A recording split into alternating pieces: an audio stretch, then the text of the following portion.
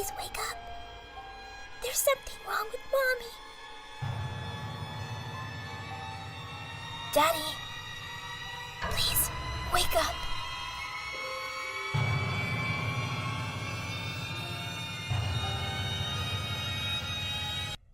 Daddy?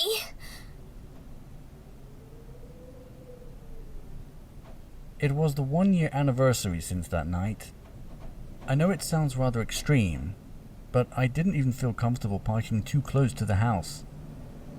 My therapist told me that the best way to deal with the recurring nightmares was to face up to what scares me the most.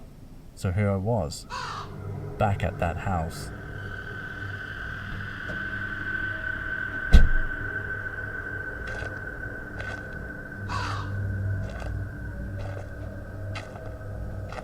I wanted to phone my daughter just so I could hear her voice and make sure she was okay.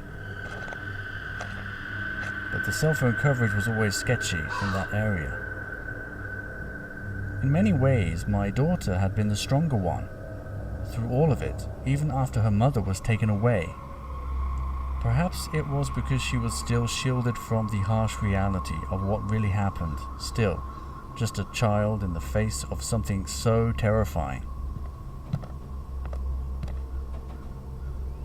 For a brief second, I almost knocked on the door as if I was expecting someone to be home.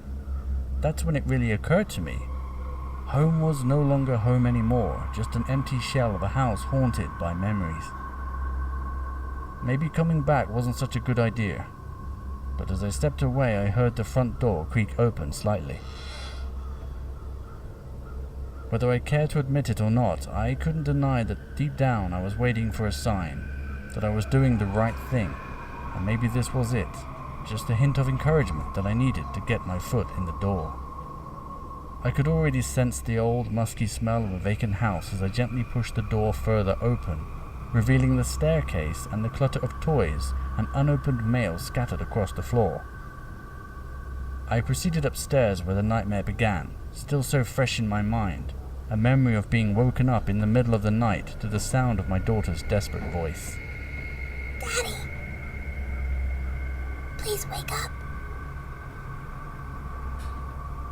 I asked myself every day, why us? Why our family? And what was she doing in Maddie's room?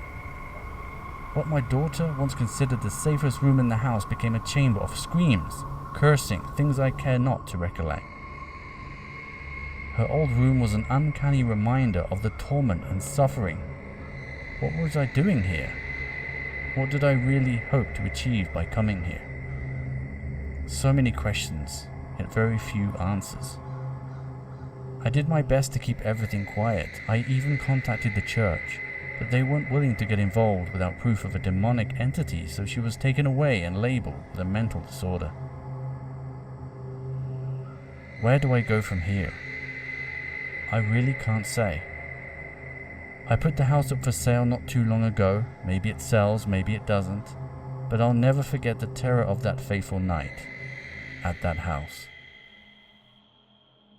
Daddy, please wake up. There's something wrong with Mommy.